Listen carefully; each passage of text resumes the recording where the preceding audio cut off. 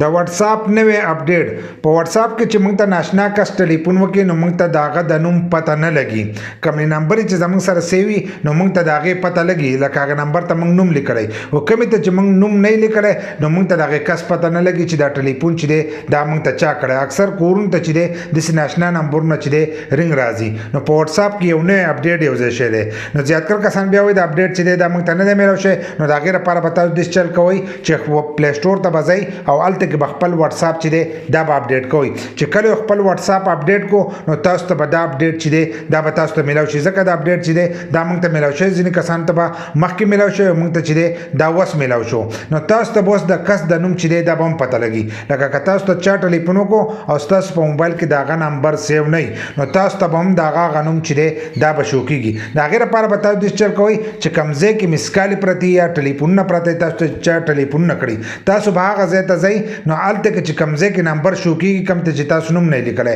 نو د هغې نه لاندې به تاسو ته د هغې کس نوم چې دی دا به هم شو کېږي هغه نوم به درته شو کېږي چې په واتس اپ کې هغه کم نوم لیکلی کم نوم هغه په واتس اپ کې لیکلی د شناختي کارت نوم به نه شو کېږي کوم چې هغه په واتس اپ کې ځان له نوم لیکلی نو هغه نوم چې دی هغه به تاسو ته شو کېږي نو تاسو ته پته لګي چې پلاني کس چې دی دا موږ ته ټلیفون وکړو نو دا یو نوی اپډیټ دی او دا په واتس اپ کې چې دی دا یو ځای شوی دی